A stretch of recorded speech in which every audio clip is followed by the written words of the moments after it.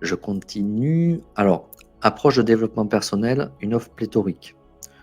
Aujourd'hui, pour faire très simple, on voit qu'il y a des approches qui sont reconnues par la science académique et par certaines instances officielles, et ça diffère selon les pays. Et puis, de l'autre côté, il y a celles qui sont non encore reconnues. Toujours la même chose en fonction des pays. Il n'y a pas toujours les mêmes systèmes de validation, de reconnaissance par les instances officielles, et notamment la science académique.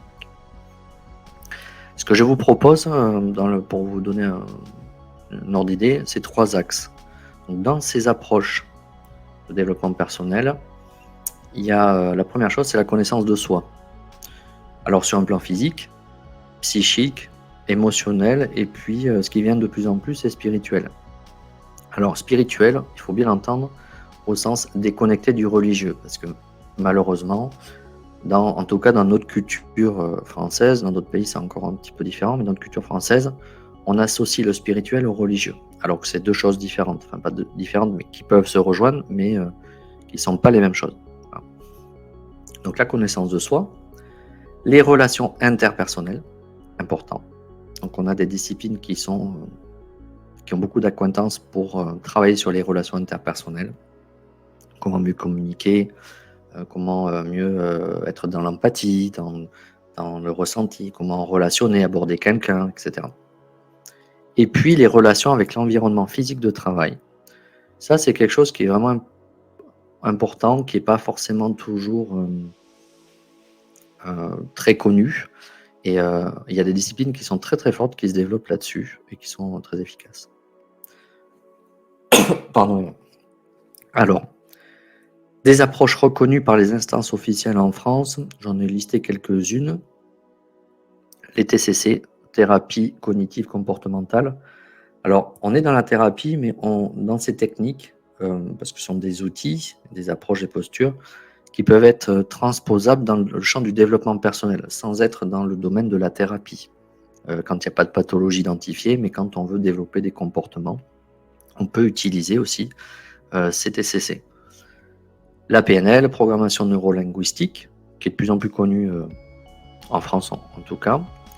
ProcessCom, Success Insight, tout ça ce sont des outils de profiling avec des profils couleurs pour créer des catégorisations, en tout cas pour identifier des profils, que ce soit dans le cadre de recrutement, mais aussi pour créer des équipes projets. De plus en plus, on fait appel à ces outils de profiling pour optimiser la gestion d'équipe ou pour venir en appui décisionnel dans le choix de candidats. Voilà, donc le MBTI, le DISC, Assess First qui est de plus en plus utilisé aussi, et puis l'analyse transactionnelle. Voilà. Il y en a d'autres, hein. C'est une liste non exhaustive, c'est pour vous donner des points de repère. Et à côté, il y a d'autres approches qui sont reconnues dans d'autres pays, la kinésiologie, le décodage biologique. Kinésiologie, décodage biologique, on est sur le rapport entre le corps et puis les points en souffrance, les sphères émotionnelles, spirituelles, et puis les sphères aussi psychiques. Et d'ailleurs, qui ont de plus en plus de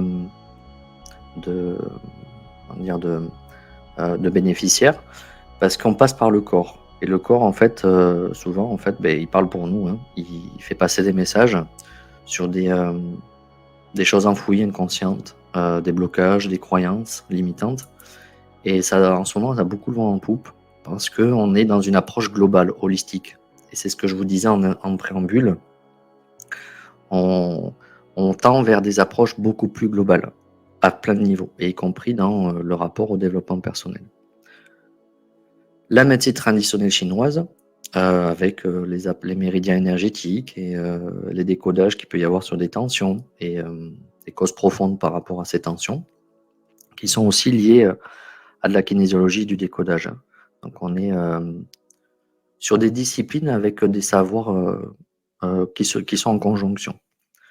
Le Yiking aussi, qui est une très vieille science en Asie, qui est utilisée, qui est très fortement corrélée à la médecine traditionnelle chinoise, le feng shui pour l'habitat, la géobiologie aussi pour l'habitat, pour l'étude des réseaux énergétiques.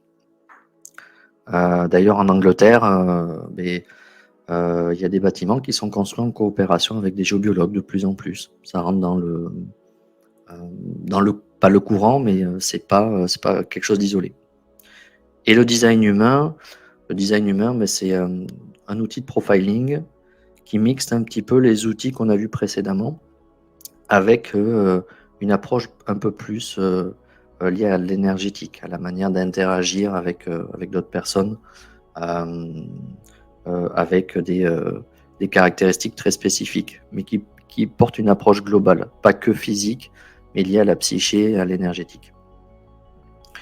Il y en a tellement d'autres que c'était juste pour vous donner quelques exemples. Mais je voulais vous montrer que il y a des disciplines qui sont reconnues officiellement dans d'autres pays et d'autres non. Voilà. Alors, les expérimentations actuelles et en émergence. Donc, il y a un fort contraste en France entre, en gros, les palliatifs au stress et les pathologies. Donc, ce qu'on voit. Alors ça, c'est le fruit de. J'ai beaucoup de DRH, de DG en contact dans mon réseau LinkedIn. J'ai fait des petites enquêtes, créé des échanges. C'est non exhaustif, ça n'a pas de valeur d'étude scientifique, mais c'est le reflet de ce que je peux avoir comme retour. Donc, de plus en plus en intra, donc dans les entreprises, on voit qu'il y a du yoga, de la méditation, la pleine conscience, des massages aussi relaxants pour libérer les tensions, des tensions qu'il peut y avoir, avec par exemple du massage Amahasi qui existe, qui se développe, sur des pauses déj ou en fin de journée, pour relâcher la pression. Parce que le corps emmagasine quand il y a une perception de stress, quand il y a de stress négatif, bien évidemment, parce qu'il y a du stress positif, stimulant, et quand il y a du stress négatif, il y a des tensions qui se cristallisent dans le corps, et donc ça crée des blocages, et des fois il peut y avoir des nœuds. Donc il peut y avoir dans des entreprises des intervenants qui viennent de temps en temps et faire de la rééquilibration corps-esprit pour sentir un peu mieux, sans qu'il y ait forcément une pathologie derrière, mais voilà, pour globalement avoir une sensation de bien-être, un état de bien-être. Le coaching, la CNV, communication non violente, ça c'est de plus en plus intégré dans l'entreprise. C'est très bien, je trouve d'ailleurs, parce que ça peut être très efficace. Alors le coaching est très dévoyé en termes de terminologie, parfois un peu connoté. Ça dépend des pays aussi. En France, en tout cas, ça l'est. Pas pour tout le monde, mais pour une partie non négligeable de la population. Mais ça a des effets intéressants de stimulation et d'accompagnement. La CNV aussi. Ça permet de fluidifier des relations, de comprendre des codes de langage, de mieux interagir avec un écosystème professionnel notamment. Donc ça. Les team building axés sur le développement de la pleine conscience, l'ouverture d'esprit, avec de la PNL, des fois la déconnexion technologique, la détoxification aussi, dans notre société hyper connectée. On voit ça, un retour à la nature aussi, aux choses essentielles, à l'ancrage, au temps de pause, dans une société hyper connectée. Donc on a ça. Et aussi de plus en plus des team building, je ne l'ai pas mis, mais qui sont liés à des parcours de transformation interne, des prises de conscience fortes sur des choix, des équilibrages entre la vie perso, la vie pro, le retour au sens profond dans l'équilibration. Ça c'est quelque chose qui est fortement intégré dans les team building en ce moment. Bien évidemment, il y a les applications liées au sport et à la nutrition et au développement de communautés thématiques associées à tout ça. Ça, ça a beaucoup le vent en poupe en ce moment, et notamment en France. J'ai des contacts très rapprochés avec Decathlon, où bien évidemment, ils sont dans cette sphère-là, mais ils se rendent compte que ça fait... ces communautés de sport-nutrition sont en train de se développer un peu partout, et y compris dans des groupes qui sont pas liées au sport et même dans les PME aussi. Ensuite, l'autre chose, les contacts de professionnels du bien-être et du développement personnel, des thérapeutes qui sont proposés par les CSE, les comités socio-économiques. Alors que ça soit de manière informelle ou issue de carnets d'adresses de DRH. Pour en discuter avec des DRH, ils sont très sollicités de plus en plus pour avoir des conseils et, par rapport à ça, par rapport à ce que vous connaissez quelqu'un qui peut m'aider sur telle approche parce que comme il y a de plus en plus un lien fort qui se fait sur des aspects de souffrance, ben les DRH essayent dans leur propre vie, expérimentent comme certains, et puis du coup ils se transmettent de manière officieuse des coordonnées. Voilà. Et il y a ça, et puis de plus en plus aussi des comités de CSE, des CSE, pardon, qui mettent à disposition un référencement de professionnels, plus ou moins formalisés ou informels. Et ça, c'est intéressant, cette approche, parce qu'on voit qu'il y a un vrai tabou sur le sujet, parce que il y a besoin d'aller professionnaliser plein de plans autour de ce développement personnel. C'est pas que les disciplines, c'est toute l'approche qu'on en a, comment on l'amène, comment on en parle, quel est le cadre de référence par rapport à tout ça. Et ça, il y a besoin vraiment de l'investiguer. Donc voilà, donc ça existe. Même il n'y a pas longtemps, un grand groupe là qui m'a montré justement comment c'était formalisé, des choses plus ou moins intéressantes avec des applications, des plateformes aussi. Voilà. Des plateformes de mise à disposition de professionnels du développement personnel, coach, psychologue et autres disciplines reconnues. Il y a des choses qui sont plutôt bien faites. Bon, si vous voulez, je vous en parlerai en privé, mais la liste est tellement longue, mais il y a de plus en plus de structures, de plateformes qui, avec des algorithmes, qui font des associations et qui font des suggestions de ces professionnels pour des collaborateurs. Donc on a des entreprises qui souscrivent des abonnements de groupe et les collaborateurs peuvent avoir accès à ces plateformes et ces ressources d'experts sur des disciplines par contre reconnues. Et ça, c'est important parce que 90% de ces plateformes mettent à disposition des professionnels reconnus, donc principalement des psychologues, et puis des disciplines qui sont connexes à la psychologie. Voilà. Les émergences maintenant. Donc il y a une forte demande sur des approches globales, corps, énergétique, psychique. Par exemple la kinésiologie, et y compris dans l'entreprise. Ce qui se passe en fait, c'est que vous avez vu, j'ai posé la question en introduction, mais en fait il y a déjà une réponse. On n'est pas dans un phénomène de mode au niveau du développement personnel. C'est une tendance de fond qui dure depuis longtemps, qui n'est pas nouvelle. Hein. Ça, même les premières approches datent des années 60 en Californie, donc mais ça a passé des paliers. Mais aujourd'hui, il y a une accélération sur une demande forte globale sur un champ personnel. Et donc les particuliers expérimentent de plus en plus ces sphères. D'ailleurs, eux aussi ont les mêmes problèmes des entreprises. Hein. Ils ne savent pas où s'adresser, ils ne connaissent pas toutes les techniques, qu'est-ce qu'il y a derrière, qu'est-ce qu'il y a comme qualité aussi, comme formation, enfin, voilà, toutes ces questions-là. Mais ils expérimentent. Il commence à y avoir un début de maturité d'une certaine catégorie de la population sur les particuliers qui commence à avoir un peu de recul.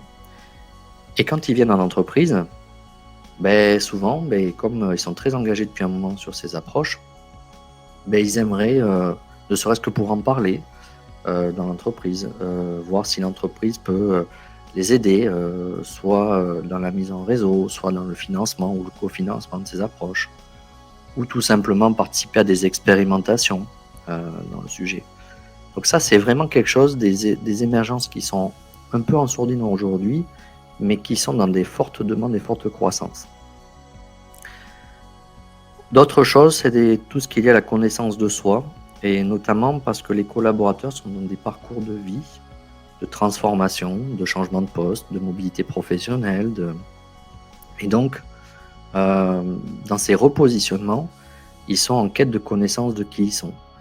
Et donc, ils utilisent des approches classiques, comme on a vu précédemment, avec des tests de personnalité, des profilings, mais ils vont chercher aussi des approches un peu plus, on va dire, ancestrales, un peu plus exotiques. Je ne sais pas si le mot est bien choisi, mais c'est pour vous donner une idée, telles que l'astrologie, la numérologie, bon, le design humain qui est un peu, voilà, qui est un peu à côté encore, mais qui est de plus en plus utilisé en Amérique du Nord, notamment par des cabinets de recrutement et des recruteurs pour faire du profiling. Donc voilà, cette conjonction, cette mondialisation de communication fait que la population s'intéresse à ce qui se fait ailleurs, teste, expérimente, cherche des experts en local et voilà. Et l'autre forte émergence, c'est la relation au milieu de travail et notamment tout ce qui est lié à l'hyper-électrosensibilité. On a aujourd'hui à peu près dans les études, il y a une étude suédoise là, qui a été faite, suédoise ou danoise, je ne sais plus, qui estime à peu près 15% de la population environ qui est électrosensible. Et dans les projections qui sont faites, dans les 10 à 15 ans, on est à peu près à 25, voire peut-être 30% de la population, ce qui est considérable.